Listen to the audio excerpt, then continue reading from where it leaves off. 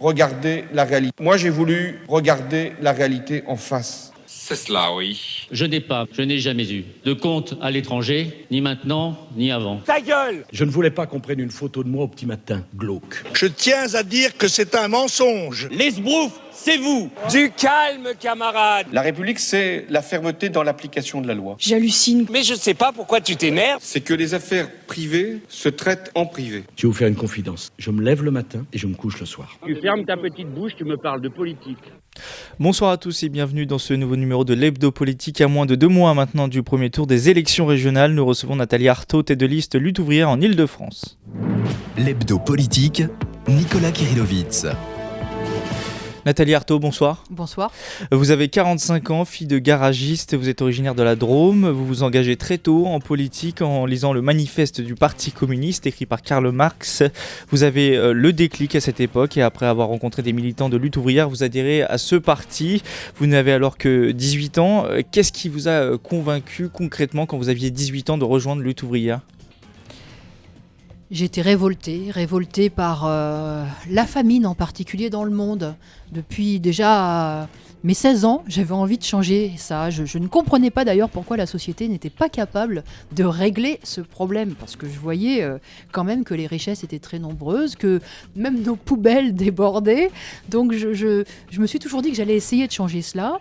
Et puis c'est vrai, quand j'ai rencontré, que j'ai découvert plus précisément les idées communistes, là j'ai compris qu'il y avait une force sociale, que les travailleurs s'étaient battus souvent, à multiples reprises, avaient fait avancer la société et qu'avec ce levier-là, oui, on pouvait sans doute changer du tout au tout cette société, la réorganiser sur d'autres bases, sur des bases collectives, de façon à ce que l'intérêt de tous soit préservé, et pas seulement à l'échelle de la France d'ailleurs, à l'échelle du monde, parce que j'ai toujours eu cette vision que voilà, il y a une seule et même humanité.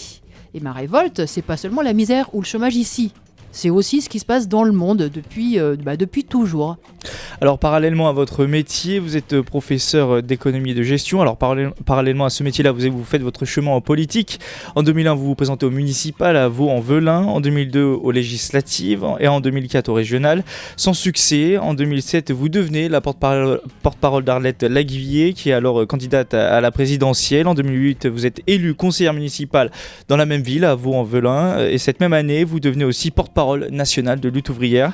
En 2009, vous êtes tête de liste aux élections européennes dans la circonscription sud-est. En 2010, vous vous présentez au régional en Rhône-Alpes. En 2012, on continue, vous êtes candidate à la présidentielle. Enfin, en 2014, vous êtes tête de liste aux européennes en Ile-de-France. Je n'ai rien oublié en termes de parcours politique, aucune élection. Peut-être quelques-unes. En tout cas, un parcours bien rempli. Et cette année, vous êtes donc candidate au régional en Ile-de-France. On va parler de vous, de votre parti et de votre programme pour les régionales. Mais tout de suite, c'est l'heure du Money Time. L'Hebdo Politique, Nicolas Kirillovitz. Alors le Money Time, c'est des questions-réponses assez rapides pour apprendre à mieux vous connaître et avoir votre point de vue sur des questions d'actualité. Plus de 710 000 migrants sont entrés en Europe depuis le début de l'année. Faut-il mettre en place une taxe européenne pour financer la crise des migrants ? On en parle à ce moment, c'est une idée qui circule. Est-ce que vous en pensez quoi ? Est-ce que c'est une bonne idée selon vous ?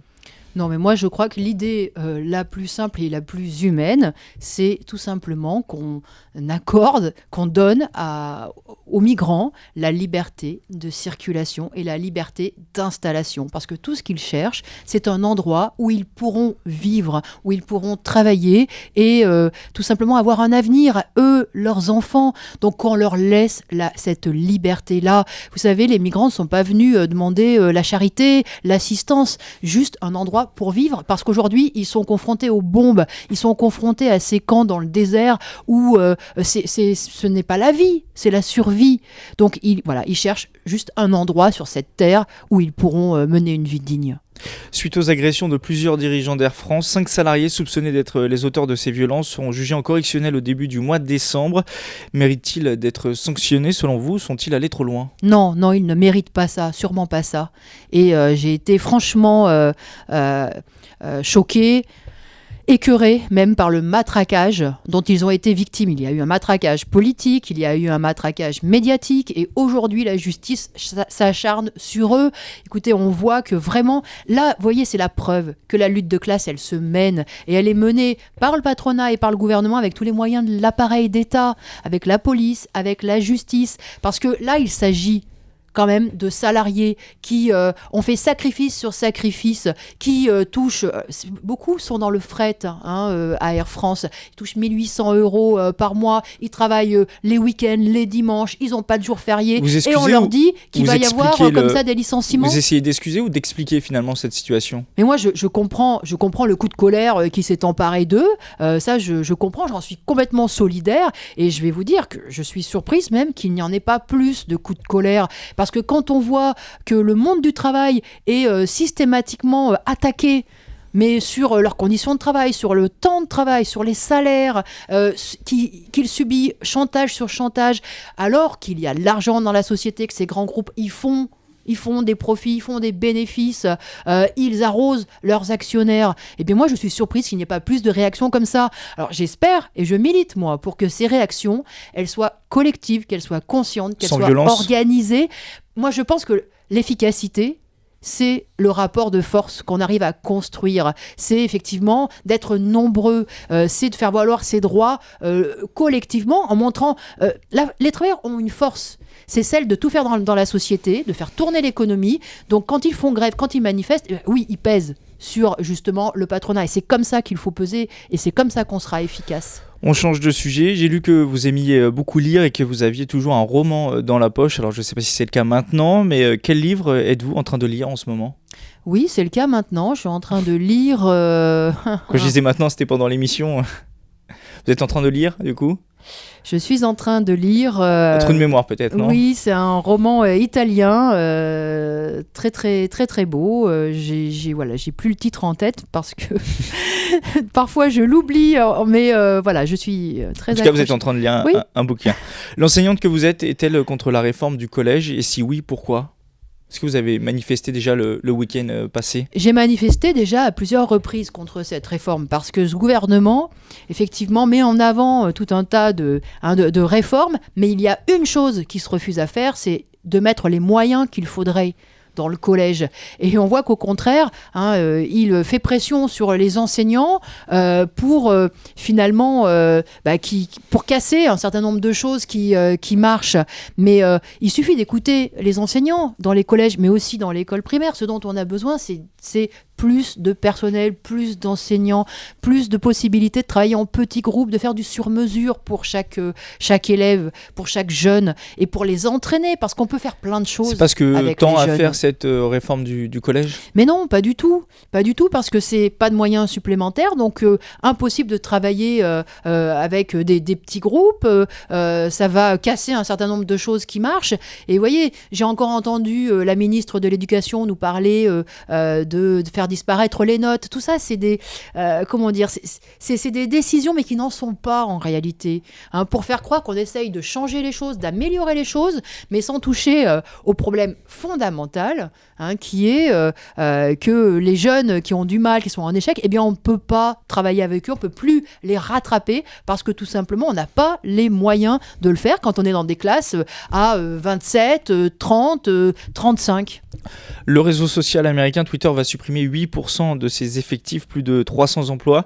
Est-ce que vous êtes déjà sur Twitter et est-ce que vous suivez cette vague des réseaux sociaux ? Est-ce que c'est important pour vous aujourd'hui ?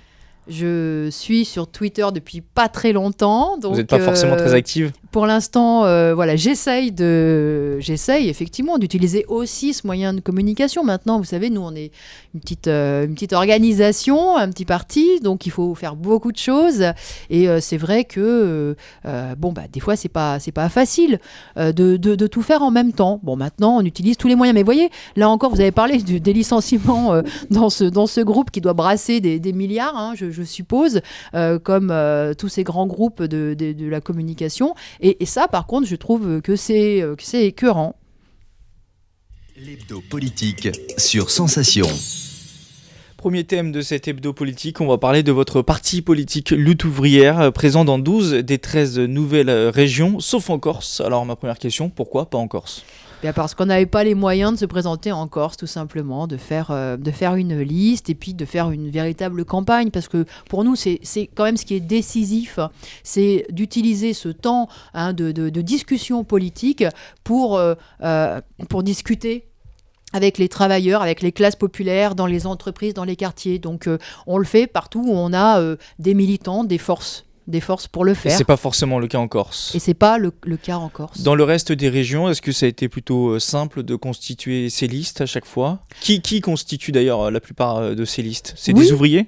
Oui, des salariés ? des salariés, alors des ouvriers, des fois aussi des ouvriers en retraite, des enseignants, des facteurs, des gens qui travaillent à la poste, dans les hôpitaux, j'en oublie, dans la métallurgie, enfin bon, on a la parité, y compris dans les têtes de liste, parce que vous voyez, ça c'est quelque chose que les grands partis ne font pas. En général, les positions éligibles et de têtes de liste sont occupées par les hommes, eh bien pas chez nous, à l'élite ouvrière. Donc oui, c'est une... Ça n'a pas été compliqué de constituer ces listes ? Non, ça n'a pas été compliqué. Et encore une fois, pour nous, c'est pas une carrière en politique. Pour aucun de ceux qui sont sur ces listes, c'est un engagement militant. Et c'est une façon de dire à tous les salariés, nos camarades de travail qui nous entourent, que nous pensons qu'il faut se saisir des élections pour faire entendre notre voix nous-mêmes. Que tous ces grands partis institutionnels, professionnels, eh bien, ils ne nous représentent pas. Ils ne nous représentent pas. Il faut que les travailleurs eux-mêmes prennent la parole et interviennent dans tous ces combats politiques. Vous parliez de militants aujourd'hui. Combien Lutte ouvrière peut-il revendiquer de militants à peu près ? Est-ce que c'est un chiffre stable aussi ? Oui, c'est assez stable depuis plusieurs années. On est autour de 8000 militants. Dans notre organisation. Donc, c'est presque un exploit du coup, avec 8000 militants, de réussir à être présents dans 12 des 13 régions. Non, parce que, écoutez, il y a militants, il y a des sympathisants, on a tout un réseau autour de nous qui va bien au-delà de ce chiffre de 8000. Et vous savez, là, il faut 1600, je crois, candidats. Donc, ouais. Au municipal, nous avions présenté déjà 9000 candidats. Donc, non, on a un réseau de sympathie. Vous savez, on est petit, d'accord, mais il y a une fraction dans la classe ouvrière qui pense que oui, c'est tout à fait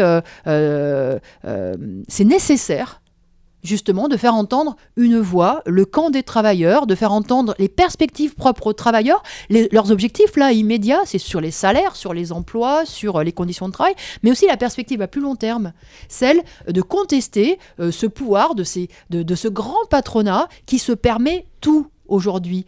En France, dans le monde, de les contester, de dire que cette société qui est basée sur la recherche du profit, sur la course à la rentabilité, sur la concurrence, eh bien, elle ne va pas dans le sens des intérêts des travailleurs, et que ça, il faut le changer. Donc, de contester le pouvoir de la bourgeoisie. Quelle est votre audience aujourd'hui ? Vous appelez lutte ouvrière, c'est-à-dire que vous cherchez à parler aux ouvriers uniquement, ou par exemple un entrepreneur peut tout à fait rentrer, écouter votre discours et rentrer dedans ?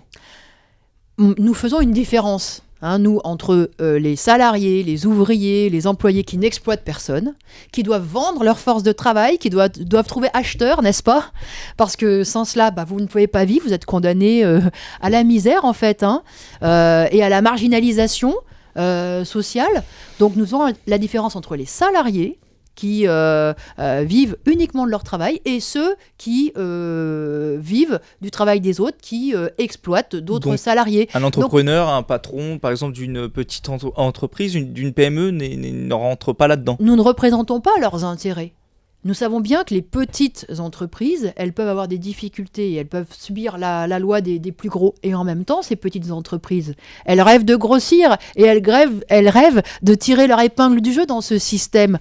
Nous disons, nous contestons le système lui-même. Nous disons que justement, ce système, c'est la guerre économique, la guerre des gros contre les petits, mais aussi la guerre, justement, des exploiteurs contre les exploités. C'est un mot fort, quand même, des la licencieurs. Guerre. C'est la guerre, oui. Vous savez, quand on vous dit que demain, vous perdez votre emploi, ça met votre vie par terre. Alors d'accord, c'est une décision qui est prise peut-être dans un bureau très feutré, avec très très très bien mis. C'est juste une petite signature au bas d'une page. Ça ne nécessite pas de lever la voix, n'est-ce pas ? Mais ça, c'est un coup qui est pris dans la figure du salarié en question, parce que c'est toute sa vie qui est bouleversée, c'est tous ses projets, c'est l'espoir de pouvoir payer des études à ses enfants, c'est l'impossibilité de faire face au crédit qu'il a pris pour son appartement ou pour sa maison, c'est tout ça. Donc ce sont des coûts, c'est une violence. La réalité, c'est que c'est ça. Donc, Et aujourd'hui, quand est-ce vous que la voyez, guerre, ça appelle à la violence, justement? c'est la guerre sociale. Ah bah, la guerre sociale, forcément, ça engendre des réactions. Hein, mais moi, j'appelle ça des retours de bâton, voilà, tout simplement. Vous savez, je crois que voilà, qui sème effectivement la misère récolte la colère. Et moi, j'espère que cette colère, elle va effectivement s'exprimer, et j'espère qu'elle sera féconde. C'est-à-dire qu'elle permettra de remettre en cause profondément la société et de la remettre sur ses pieds, de faire en sorte que ceux qui travaillent, qui font les richesses, qui font vivre cette société, les ouvriers, mais aussi les instituteurs, les infirmières, ceux qui conduisent les bus, tous ceux qui font cette société-là, puissent aussi décider et qui mettent en avant leurs intérêts. Et par exemple, l'intérêt qu'on se répartisse le travail, au lieu de condamner ceux qui sont au travail, de travailler toujours plus dur, avec des horaires insupportables, et puis l'autre fraction d'être condamné au chômage. Donc voilà, de faire en sorte que cette colère, eh bien, elle change. Elle change en profondeur la société. La révolution du prolétariat, c'est toujours d'actualité. C'est ce qu'on peut lire sur le site internet de Lutte ouvrière. Ce sont de vieilles idées qui ont presque un siècle maintenant, même qui ont un siècle maintenant. Oui. Est-ce que c'est toujours d'actualité? Moi, je crois qu'elles sont plus... Encore plus qu'avant? Plus que jamais d'actualité. Je crois que la société, elle est de plus en plus barbare et inhumaine. Regardez ces guerres, regardez justement le sort qui est fait aux migrants. On est en train de claquer la porte là au nez de dizaines, de centaines de milliers de gens. On leur dit, vous n'avez qu'à crever. C'est ça qu'on leur dit aujourd'hui. C'est ce qu'on leur dit. On leur dit, vous n'avez qu'à rester en Jordanie, vous n'avez qu'à rester sous les bombes. On leur dit ça. Les guerres, et qu'est-ce qu'on dit aux 6 millions de chômeurs? Votre discours, vous faites à peine 1% aux dernières présidentielles. Est-il encore audible, ce genre de discours? Est-ce qu'il ne faut pas évoluer, tout en gardant peut-être la même genèse, mais évoluer, se moderniser? Moi, c'est pas parce que nous faisons 1%, dans le jeu électoral, qui est un jeu aussi bien spécial, bien cadré, que nous ne disons pas la vérité. N'est pas fait forcément pour des petites... Et ce n'est pas parce que nous faisons 1% que nous avons tort. Quand nous disons que c'est insupportable de voir ces richesses s'accumuler à un pôle et de voir tous ces sacrifices qu'on demande aux classes populaires, eh bien c'est une réalité. Il ne faudrait pas le dire autrement, peut-être. Autrement. Oh oui, alors parler de quoi? Mentir en expliquant... C'est pas moi qui vais apporter la solution. Mentir en disant qu'il y a du dialogue social et que tout va pour le mieux dans le meilleur des mondes? Non. Nous continuerons de dire. Maintenant, vous savez, nos petits scores électoraux, ils sont indépendants en réalité de ce que peuvent ressentir et même du degré de révolte aujourd'hui dans le monde ouvrier. Qui s'exprime dans les urnes, c'est ça qui compte in fine pour pouvoir après appliquer vos solutions. Et donc nous essayons de convaincre que c'est utile justement de l'exprimer dans les urnes. Mais en même temps, c'est difficile aussi pour d'aller à contre-courant de tout ce qu'on nous explique sur le vote utile, sur l'électoralisme, sur le fait que voilà, quand on vote, on vote pour éliminer le pire, par exemple. Tout ça, c'est assez ancré aussi dans les têtes de tout le monde. Donc, c'est pas évident. Beaucoup aussi, dans le monde ouvrier, s'abstiennent du fait de leur écœurement. Donc, nous disons, il faut que cette colère, elle se traduise non pas en abattement, non pas en passivité, mais qu'elle se traduise justement en action.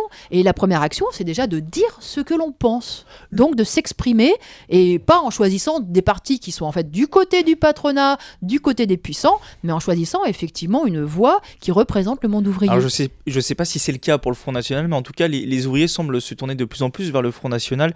Selon un récent sondage IFOP pour le JDD, ils sont la moitié à estimer, les ouvriers et les employés, que Marine Le Pen les comprend. Comment expliquez-vous cela? Est-ce que c'est quelque chose qui vous attriste également? Il faut faire attention avec ces chiffres, parce que jamais on ne parle de l'abstention. Et puis quand on parle du corps électoral, je vous rappelle aussi que ce corps électoral, il élimine tous ceux qui n'ont pas le droit de vote.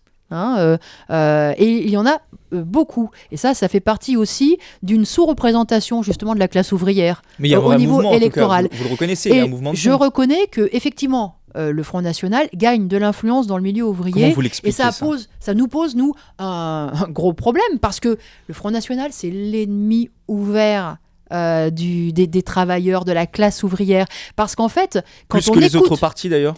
Oui, parce que quand on écoute Marine Le Pen, elle ne s'en prend jamais au patronat, jamais à ceux qui ont de l'argent, jamais à ceux qui ont mis l'économie au bord du gouffre, jamais aux banquiers qui sont responsables de la crise. Elle s'en prend à qui ? À d'autres travailleurs. Ça lui arrive quand même de dénoncer parce qu'ils sont sans papier. le monde parce qu'ils n'ont pas... politico-médiatique, mais le monde, banquier le aussi, monde politique. financier. Non, mais quand elle dénonce, quand elle se dit anti-système, c'est anti-système politique. C'est les politiciens qu'elle vise. Mais c'est jamais le véritable pouvoir. L'ordre social capitaliste, la domination de la bourgeoisie, elle ne la remet pas en cause. L'exploitation, elle n'a rien contre. Hein. Elle est... D'ailleurs, vous voyez la position qu'elle a eue par rapport à Air France, qui a consisté à condamner, à hurler avec les loups comme tous les autres, les salariés d'Air France, eh bien c'était révélateur à cet égard. Donc voilà, quand elle explique que ce sont des travailleurs qui sont menaçants pour d'autres travailleurs parce qu'ils sont étrangers, parce qu'ils font de la concurrence, eh bien ça, c'est la preuve qu'elle est l'ennemi des travailleurs, parce qu'elle les divise, elle les affaiblit, alors que les travailleurs, au contraire, ont besoin d'être unis. La bataille idéologique avec le Front National est-elle en train de basculer du côté du Front National ? Moi, je crois qu'il y a une réaction dans le monde ouvrier et même dans l'ensemble des classes populaires, parmi les chômeurs. Il y a un nouveau basculement. Il y a une réaction de rejet. Ils rejettent Ils ont la essayé, droite. finalement, ils rejettent la droite. Ils rejettent la gauche. Parce qu'effectivement, à chaque fois que ces gouvernements de droite ou de gauche ont gouverné, eh bien, ils ont laissé les chômeurs dans la galère. Ils ont laissé les travailleurs confrontés justement à cette rapacité patronale. Ils n'ont fait que faire reculer les droits des travailleurs et des classes populaires. Et finalement, ils se sont fait complices de cette espèce d'immense mécanisme qui accumule les richesses à un pôle. Donc là, les classes populaires le voient et ils les rejettent massivement. Et dans ce rejet, eh bien, ils ont un peu ce réflexe de dire finalement quel est celui que nous n'avons pas essayé. Vous savez, un petit peu comme les charlatans qu'on trouve sur le marché. On essaye celui-là, puis on se dit il y a celui-là que je n'ai pas essayé. Mais le problème, c'est que voilà, le Front National, ils vont revenir vers vous à la fin. C'est un charlatan comme les autres. Et s'il était au pouvoir, eh bien, il gouvernerait bien sûr en fonction des intérêts de ces grands groupes capitalistes. Exactement comme les autres, avec cette nuance près que justement, ce sera un gouvernement encore plus autoritaire et encore plus anti-ouvrier peut-être même que les autres. Revenons sur les élections régionales. Vous avez estimé bon de partir tout seul, vous ne faites alliance avec personne dans aucune région. Pourquoi est-ce que vous croyez à la victoire dans toutes ces régions de façon autonome ? Parce que nous voulons faire entendre le camp des travailleurs. Et personne ne le fait autre part ? Prenez le Parti socialiste, prenez la droite, prenez le Front National. Je pensais d'abord au Front de gauche. Ils sont tous du côté du patronat. Nous disons aux travailleurs, il faut faire entendre nos voix à l'opposé de tout ce qu'on nous raconte sur les 35 heures, sur le code du travail, sur la flexibilité, sur le temps, etc. C'est toujours le même débat. Voilà. Donc, il faut qu'on fasse entendre, il faut que les travailleurs qui n'en peuvent plus, qui veulent le dénoncer, fassent entendre leur voix. Et donc, c'est partir des intérêts des travailleurs. Partir de leurs intérêts et centrer notre campagne là-dessus. Et dire, oui, il y a une lutte de classe dans la société. Nous, nos intérêts et nos revendications sont celles-ci, par rapport au chômage, par rapport aux conditions de travail, par rapport au salaire aussi. Et ça, je suis désolée, ce n'est pas la campagne du Front de gauche. Qui pourtant se détache de plus en plus du Parti socialiste, qui dit qu'une alliance avec le Parti socialiste est devenue impossible. Eux s'estiment être la vraie gauche. Pour vous, c'est faux. Mais quand vous voyez qu'y compris le Front de gauche... C'est vous la vraie gauche ? Est-ce que finalement c'est vous la vraie gauche ? Nous sommes communistes révolutionnaires. Et vous savez, on ne va pas reprendre ce mot, la gauche. Il y a le Parti communiste dans le Front de gauche. Qu'est-ce que ça représente, la gauche ? Tous les deux communistes. Le Parti communiste, il a encore le mot communiste dans son appellation, mais ça fait bien longtemps qu'il ne met plus en avant cette nécessité de renverser l'ordre capitaliste. Et nous, c'est ce que nous faisons justement, y compris dans cette campagne pour les régionales. Nous disons effectivement mettre en avant les objectifs immédiats des travailleurs et ces perspectives-là de contester le pouvoir du grand patronat et de leur enlever ce pouvoir de nuisance qu'ils ont sur toute la société. Et encore une fois, ce n'est absolument pas la démarche des listes Front de gauche, qui d'ailleurs parfois font campagne avec les écologistes parce qu'ils veulent mettre en avant les problèmes écologiques. Eh bien non, nous, c'est les problèmes des travailleurs. Et tous ceux qui se reconnaîtront dans cette nécessité de mettre en avant le camp des travailleurs, eh bien ils pourront le faire en votant pour les listes lutte ouvrière. Vous comprenez ? On a eu les médecins qui se sont mobilisés il n'y a pas bien longtemps. On a eu les agriculteurs qui se sont mobilisés. Là, aujourd'hui, y compris, c'est les policiers qui se mobilisent. Bon, mais les travailleurs, ils ont à se mobiliser, ils ont à affirmer leurs intérêts, leurs droits quand même dans cette société. Tout de même, ils sont à la base de tout. Et pourtant, ils sont à la base de tout. Ils sont légitimes. Ils le font pas. Et c'est un des problèmes, c'est que les travailleurs n'interviennent pas assez dans le combat politique, justement. Là, c'est un message que vous faites passer, vous leur dites de se mobiliser ? De se mobiliser, d'affirmer, déjà de dire, déjà de faire porter leur voix. Parce qu'il y a des luttes, parfois, mais parfois il n'y a pas de lutte. Des grèves, parfois Comment vous il expliquez n'y a pas cela ? cette possibilité de faire entendre sa voix au travers des grèves ou des manifestations, mais là il y a un combat politique. Et dans ce combat politique, nous disons aux travailleurs, il faut qu'ils interviennent derrière leurs objectifs et que leurs intérêts ne passent pas sous la table au nom d'un intérêt supérieur, l'intérêt de la France, l'intérêt de l'entreprise. Parce que comme par hasard, l'intérêt de l'entreprise, c'est jamais d'augmenter les salaires, c'est jamais d'embaucher, jamais, jamais.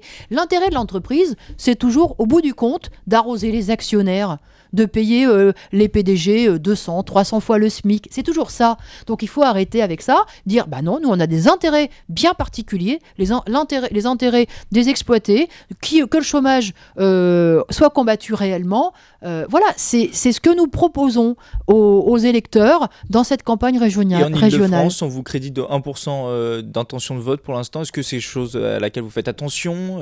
Est-ce qu'il y a un score aussi qui vous ravirait pour porter pour le second tour, pourquoi pas, des idées pour peser sur le débat ? Nous n'allons pas adapter notre discours au sondage. Nous avons des convictions, nous les mettons en avant.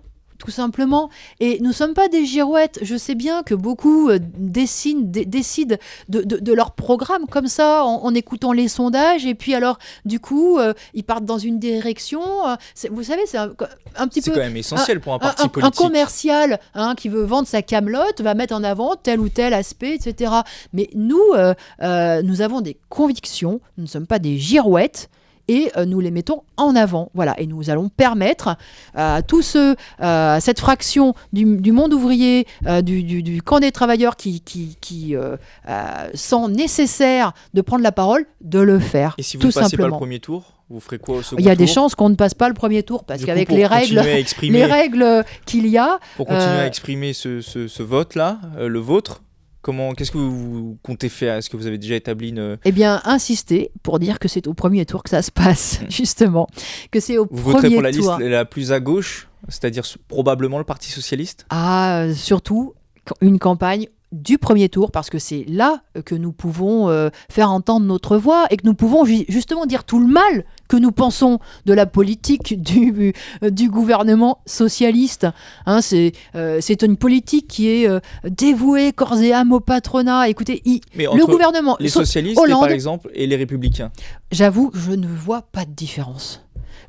Pour moi, il y a une continuité vraiment parfaite entre la politique qui a été menée par Sarkozy et celle qui est menée par Hollande, si ce n'est que finalement Valérie Pécresse et Claude Barthelone. Finalement, Hollande n'a fait que poursuivre le boulot démarré par Sarkozy. Donc à chaque fois, pour les travailleurs, c'est plus grave quelque part. À chaque fois, ça empire.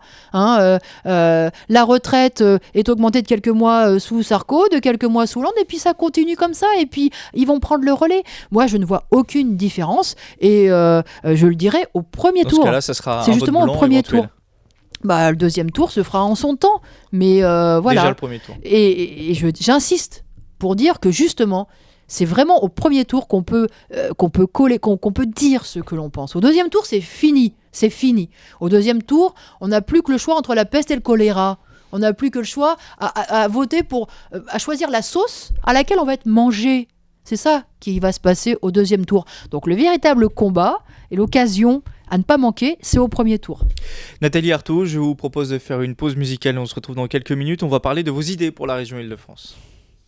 L'hebdo politique, Nicolas Kirillovitz. De retour en compagnie de Nathalie Arthaud, dans l'hebdo politique, porte-parole de Lutte ouvrière et candidate au régional en Île-de-France. Dans les récentes interviews que j'ai pu écouter de vous sur différents médias, vous répétez que cette élection est en fait nationale. Pourquoi ? C'est pas une élection locale, en tout cas régionale. Parce qu'elle a lieu dans tout le pays au même moment. Et parce que le soir même de ces élections régionales, vous verrez tous les commentateurs politiques faire le calcul des rapports de force politiques et nous parler de 2017 et nous parler des chances Mais ça ne veut pas dire qu'ils ont raison. d'un tel. Ça peut rester une Non, élection locale régionale. Ça veut dire et c'est déjà comme ça d'ailleurs que cette campagne elle est menée, elle est menée en parlant de la politique nationale de tous les grands partis.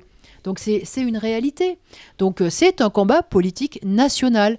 Et ce combat politique national, eh bien, il faut absolument le porter à ce niveau-là. Est-ce que ça veut dire que Lutte ouvrière a un programme commun qui s'applique à toutes les régions également ? Ou alors il y a des différences selon les territoires, selon les particularités ? Si nous avons des élus au conseil régional, nous en avons déjà eu, nous avons déjà eu en 98, eh bien, tout simplement, ils seront les yeux, les oreilles des travailleurs au conseil régional. Et nous prendrons systématiquement position en faveur des mesures qui vont aller dans le sens des intérêts des classes populaires, et nous dénoncerons celles qui sont des cadeaux au patronat. Voilà, tout simplement. Pour nous, ce qui sera décisif, c'est de savoir est-ce que ça va dans le sens des classes populaires et qui paye. Voilà, parce que nous pensons que le transport, la formation, c'est au patronat de payer. Quand on voit que la difficulté des transports, quand on voit aussi finalement ces entreprises qui nous expliquent qu'il faut qu'on soit mobile, qu'il faut qu'on puisse se déplacer, et qui imposent aux salariés de faire des fois 1h30, 2 heures de trajet pour venir travailler, parce qu'en plus, les salaires qu'elles versent sont tellement bas qu'on ne peut même pas habiter autour de l'entreprise ou de l'usine, eh bien nous disons c'est donc au patronat d'organiser ces transports, de les payer, de les financer. Voilà, donc c'est clairement, on aurait une position clairement en faveur des intérêts des travailleurs dans ce conseil régional qui est quand même essentiellement organisé et dont les compétences sont faites pour servir le patronat. Alors on pourra revenir dessus. Sur vos idées, vous n'avez pas de site de campagne pour le moment. Pourquoi ? Est-ce que ça va arriver ? Oui, ça va arriver. En fait, on est en train de refondre notre site internet et donc dans le même temps, on voulait tout faire. Donc il y a un retard de quelques jours, mais ça va se faire. Pour la région Île-de-France, quelle est la priorité absolue, l'urgence ? C'est quoi ? C'est l'emploi ? Sur la région Île-de-France ? Mais pour les travailleurs, sur la région Île-de-France, dans le département des Yvelines, bien sûr que c'est l'emploi. Bien sûr, c'est une nécessité Comment absolue. on défend l'emploi justement en Île-de-France ? Avec quel type de mesures par exemple ? Mais justement, il s'agit pour nous de populariser cette idée qu'il faut interdire les licenciements. C'est ce que vous avez dit récemment d'ailleurs, une réunion, une conférence débat avec le MEDEF Île-de-France. Vous avez proposé d'interdire les licenciements et de baisser le temps de travail. Est-ce que c'est des mesures qui vont permettre concrètement de défendre l'emploi ? Est-ce que c'est sérieux quand on dit interdire les licenciements ? Est-ce que c'est possible en fait aujourd'hui, dans notre société d'aujourd'hui ? Souvent on me fait ce procès-là en disant mais ce n'est pas réaliste. Mais regardez la politique réaliste du gouvernement et de la droite depuis des décennies, c'est de nous dire que pour lutter contre le chômage, il faut baisser le coût du travail, faire des cadeaux au patronat. Ça fait des décennies qu'ils ont des subventions, des crédits d'impôt, des baisses de cotisations sociales, des décennies. La courbe du chômage n'a fait qu'augmenter. Alors vous voyez, cette politique réaliste, ça c'est ça leur réalisme. Leur réalisme, c'est de ne rien faire, de laisser le chômage exploser. Moi, mon réalisme, c'est des mesures de bon sens, de dire que ces grands groupes comme Renault, comme Peugeot, la grande distribution, les banques, elles doivent on doit arrêter, on doit leur interdire de licencier. Vous savez, on parle beaucoup de la Société Générale. On nous explique qu'elle va fermer 300 agences sur le pays. 300 agences, c'est quoi ? C'est 3000 emplois. Alors parce qu'elle va fermer des agences, elle va supprimer des emplois ? Non, moi je suis pas d'accord. La Société Générale, elle fait des milliards de bénéfices. Elle doit conserver tous ces emplois. Ça veut dire autant de jeunes qui seront au chômage demain. Il faut qu'on arrête ça. Comment on fait pour arrêter une hémorragie ? On met déjà un garrot. Et puis ensuite, oui, Moi, je pense qu'une mesure de bon sens, c'est de répartir le travail entre tous, c'est-à-dire de baisser le temps de travail de ceux Quitte à gagner et qu'on moins. embauche. Non, bien sûr, avec des salaires qui permettent de vivre, parce qu'un salaire mérite ce nom de salaire, s'il permet de vivre quand même. Voilà, donc non, sans baisse de salaire, mais tout simplement en Donc- prenant sur les profits, en prenant sur les marges patronales. On peut Dans le débat d'aujourd'hui des 35 heures, faut-il allonger le temps de travail? Vous dites complètement l'inverse. complètement l'inverse, Les bien 32 sûr. heures, Nous disons complètement l'inverse, sur la flexibilité, sur le temps de travail. Moi, je suis pour que les dividendes ils soient flexibles. Je suis pour que ce qui est versé aux actionnaires soit flexible et puisse être vu à la baisse, justement, dans ces périodes de crise, dans ces périodes où le monde du travail est sacrifié. Vous comprenez, nous disons, parce que c'est fini maintenant, le gouvernement nous raconte plus d'histoire sur la reprise, parce que à force, ça finit par lasser. Donc, apparemment, c'est ce on reste dans la tente crise. de dire. oui, enfin, Sur toujours une est-il. reprise 2015, en 2016, Oui, voilà, baisse du c'est comme chômage en la 2016. version de la courbe du chômage, elle ne fait que reculer. Donc, on est toujours dans cette période de crise. Nous disons que dans une période de crise, il faut sauver l'essentiel.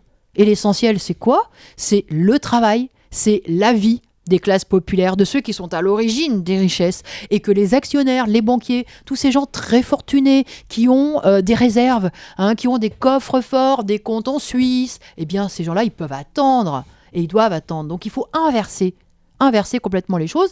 Et oui, nous disons que le chômage, c'est le fléau numéro 1 et que c'est pas une fatalité. C'est une question de rapport de force en réalité. C'est que, effectivement, ce chômage-là, il a pour corollaire, il a pour les profits. Nous disons baisse des profits.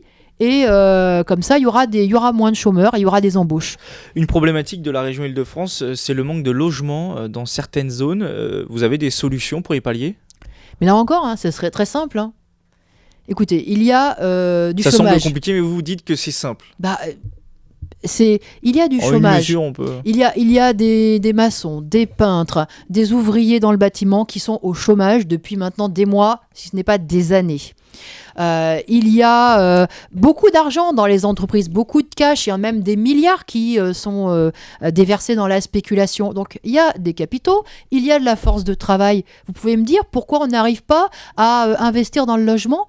Parce que les capitalistes qui décident, ceux qui détiennent les capitaux, ne veulent pas investir dans le logement parce que pour eux, c'est un taux de rentabilité qui est trop bas. Donc il y a C'est un à la obstacle. région, à l'État de... Par exemple, l'État, oui, pourrait, y compris lui, construire en direct sans en passer par ces marchands de béton que sont Bouygues et Eiffage et qui prélèvent leur profit sur ce marché-là. Il pourrait. Et ça créerait des logements, ça créerait de l'emploi et ça résolve du pouvoir d'achat. donc ça résoudrait beaucoup de problèmes, vous voyez. Mais si on reste dépendant de cette minorité capitaliste et de leurs décisions et de leurs choix, eh bien jamais ces logements seront construits, jamais, parce qu'ils ne veulent pas les construire. Alors voilà, oui, tout ça, il faut contester tout ça, contester le fait que tout doit passer par ces gens-là, parce que ces gens-là, ce sont des obstacles pour régler les problèmes auxquels on est confronté, qui sont devant nous. Donc, encore une fois, oui, il y a des solutions qui seraient très simples, Autre souci... à condition de vouloir bien marcher sur les pieds de ces gens-là, de cette bourgeoisie. Autre souci majeur de la région, typique de la région Île-de-France, c'est les transports. Les autres candidats sont très imaginatifs sur la question. Ils promettent tous une modernisation importante des transports en commun, la création de nouvelles lignes de bus, des investissements sur le réseau routier pour réduire les bouchons en Île-de-France. Quelle est votre position sur cette question des transports? Qu'est-ce que vous proposez, vous? Parce que c'est une problématique importante de la région Île-de-France. Il y a toujours des retards sur les RER. C'est encore arrivé cette semaine. Non, Qu'est-ce mais que vous proposez, vous évidemment, mais moi je peux faire comme les autres. Je peux faire des promesses. Là, c'est des solutions qui sont... Je peux faire comme les autres. logiques, Je peux faire des promesses. Des propositions logiques. En veux-tu, en voilà. Bien sûr, c'est des propositions logiques. D'ailleurs, ils les partagent tous. Ils disent tous qu'il faut rénover, qu'il faut augmenter les transports en commun. Ils le disent tous. Ils vont pas dire l'inverse. Moi, ce que je dis, surtout, c'est attention aux promesses. Attention aux promesses qui n'engagent que ceux qui les croient. Qu'est-ce que vous dites, vous, alors? Souvenez-vous Pas de promesses? des promesses de Rien ne Hollande. changera? Le lendemain, il a fait l'inverse. Moi, ce que je pense, c'est que demain, celui qui sera élu au Conseil régional va nous expliquer que il n'avait pas mesuré tous les problèmes de financement et l'ardoise que lui avaient laissé ses prédécesseurs et que finalement, il va falloir attendre pour réaliser tout ce qu'il a promis. C'est ça qui va se passer. Donc il ne faut pas être dupe non plus. Il ne faut pas être dupe de ce cinéma, de ce cirque qui Mais est en vous, permanence lutte ouvrière, la qu'est-ce même que chose. vous proposez du coup Bah, pour les encore une transports fois, en commun, nous, lutte par exemple? ouvrière, nous sommes bien sûr pour qu'ils se développent et pour aller chercher l'argent dans les caisses du patronat. Mais on est bien conscient que ça ne se fera pas tout seul, ça. Ça se fera si effectivement il y a un rapport de force, s'il y a des luttes, si s'il y a une force sociale qui s'élève pour cela. Parce que sinon, les choses se feront peut-être, mais à pas de tortue, et surtout en demandant aux gens de payer.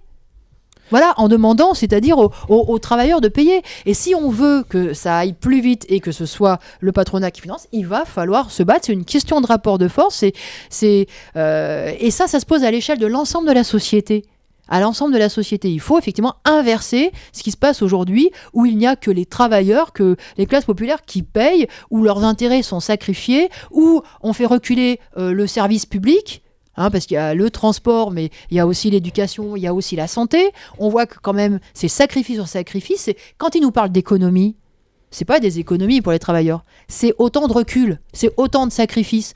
Donc voilà, c'est une question de rapport de force à l'échelle de la société. Et de ce point de vue-là, voter pour les listes lutte ouvrière, pour Thierry Gonod, qui sera la tête de section départementale dans les Yvelines, voter pour nos listes, c'est justement affirmer que les travailleurs sont conscients qu'il y a un combat à mener, qu'il y a un rapport de force à instaurer contre ceux qui dirigent aujourd'hui. Les problématiques sont aujourd'hui assez différentes selon qu'on se trouve à Paris, en petite couronne, mais principalement en grande couronne, comme dans les Yvelines ou dans l'Essonne. Est-ce que vous avez pour la grande couronne, pour le monde peut-être plus rural, un plan de bataille particulier à lutte ouvrière ? Pas particulier, c'est le même. Mais encore une fois, moi, je ne vais pas faire ce petit jeu de promesses et je vais refaire alors pas le monde là, mais la région pour vous demain. La réalité, c'est pas ça.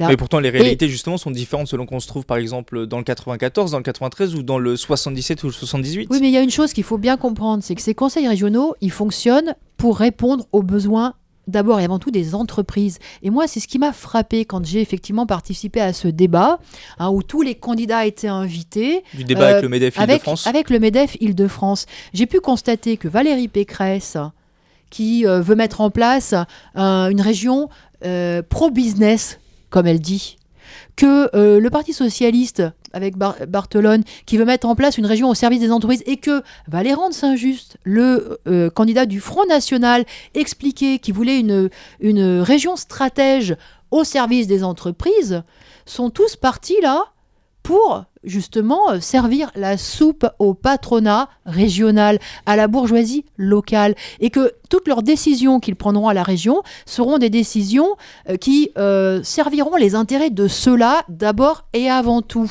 Voilà. Et ben nous, on agira exactement de façon inverse. Pour nous, ce sera les intérêts des petits, les intérêts des travailleurs, des chômeurs, des petits des qui petits prévaudra. mais qui travaillent dans des entreprises qui peuvent être peut-être plus grandes. Oui, mais vous comprenez, quand on subventionne, la région, elle passe son temps à subventionner les entreprises, à faire les rocades qui leur conviendront bien, à refaire les routes pour elles, à leur donner des millions pour la recherche. J'ai entendu, mais écoutez, c'était impressionnant. Il fallait aider les entreprises à exporter, à innover, à former, il fallait les aider pour tout. Mais ces dizaines, ces centaines de millions, c'est 5 milliards le budget de la région, en quoi ils rejaillissent sur les travailleurs? Est-ce qu'il y a plus d'emplois qui sont créés? Est-ce que les salaires sont augmentés? Est-ce que les conditions de travail sont améliorées? Non. Non, c'est à sens unique. Finalement, tout ça, c'est empoché par cette fraction, cette minorité de la bourgeoisie locale. Et nous le dénoncerons. Nous pensons que la région, elle ne doit pas être au service d'intérêts privés, de ces intérêts-là. Elle doit être au service, effectivement, de la collectivité, à commencer par les classes populaires. Les élections régionales se tiendront les 6 et 13 décembre prochains, soit en même temps que la COP 21, la conférence internationale sur le climat, qui se tient à Paris du 30 novembre au 11 décembre. Est-ce que c'est une bonne nouvelle pour l'environnement, pour le climat, pour que ça rentre un peu plus dans le débat de ces élections régionales? Ou alors est-ce que vous le regrettez? Non, mais moi je pense que là le gouvernement il veut se faire un peu C'est pour montrer qu'ils se préoccupent de la question environnementale, selon vous ? Mais bien sûr, il veut se faire valoir là-dessus. Il faut dire quand même que sur son bilan, il peut rien avancer de positif. D'un point de vue environnemental, vous parlez ? Il a échoué sur tout le reste, sur le chômage, sur l'économie, sur la reprise, il a échoué. Donc effectivement, là, il va essayer de se faire un peu briller autour de la COP21, mais tout le monde le dit, et il le sait, ça va être effectivement des paroles, des belles paroles, des vœux pieux, et puis en réalité on va continuer à saccager notre planète parce que personne ne veut contraindre, en particulier les entreprises ou le transport, à respecter l'environnement. Ça nécessiterait des contraintes. L'environnement, le réchauffement climatique, toutes ces questions, ces problématiques, est-ce que ça rentre de plus en plus dans les idées de lutte ouvrière, ce qui n'était pas forcément le cas à la base, puisque ces problématiques-là n'étaient pas si importantes ? Ça a toujours été le cas. Y compris Marx a toujours défendu l'idée qu'il fallait préserver. Mais encore plus aujourd'hui ? Mais c'est le cas. Mais comment peut-on changer cela ? Comment peut-on contraindre les entreprises ? À chaque fois, on nous oppose le problème de la rentabilité, le problème de la compétitivité. Il faut surtout ne pas imposer plus de contraintes aux entreprises parce que ça va les gêner, etc. Regardez Macron qui remet des bus sur les routes, mais ils n'ont pas honte. Ils n'ont pas honte de se présenter ça permet la cette mobilité image pour moins cher en tout cas. Oui, et en tout cas, c'est comme ça que c'est présenté. La mobilité pour moins cher, moi je la propose effectivement dans les trains pour moins cher aussi, à condition qu'on prenne l'argent là où il est. Ce serait une possibilité, mais ça le gouvernement ne veut pas le faire. Alors vous voyez ce discours contradictoire, ce problème de l'écologie, de où on va avec la planète, il est lié fondamentalement au fait qu'on respecte la vie des hommes, qu'on respecte leurs droits. Donc pour nous, il va de pair et il passe par la capacité des travailleurs déjà à revendiquer pour leurs droits essentiels que sont ceux d'avoir un logement, d'avoir un emploi, d'avoir un salaire digne. Pour nous, c'est un tout. C'est un tout, mais c'est une évidence que tant qu'on ne remettra pas en cause les profits, la rentabilité et cette domination de la bourgeoisie, on ne résoudra aucun des grands problèmes qui se posent à nous, ni celui du chômage, ni celui de l'écologie, ni celui des guerres ou de la famine dans le monde. Pour terminer cette émission, je voulais savoir si ces élections régionales, c'est pour vous, pour vos idées, pour vos valeurs, un test grandeur nature avant les présidentielles de 2017. Est-ce que c'est un tremplin ? Ça sera un petit test, mais surtout, ça sera une possibilité. Une de possibilité déjà. Pas seulement pour nous, lutte ouvrière, de nous exprimer, mais pour tous les travailleurs, les chômeurs, les ouvriers qui veulent l'ouvrir, qui ne supportent plus effectivement tous ces mensonges qui sont dits du côté du patronat, de ces gouvernements, tous ceux qui veulent dire tout le mal qu'ils pensent de la politique du gouvernement socialiste, l'occasion de le dire et de mettre en avant justement leurs besoins, leurs exigences. Donc ça sera la possibilité pour eux de s'exprimer. Pour les représenter ? Eh bien, même si vous n'aimez pas parler du... Il y aura un candidat ou une candidate de lutte ouvrière en 2017, ça c'est sûr et c'est certain. Moi je m'y prépare. Mais c'est mes camarades qui décideront, et ça on le décidera lors de notre prochain congrès qui aura lieu en mars. L'hebdo politique, Nicolas Kirillovitz.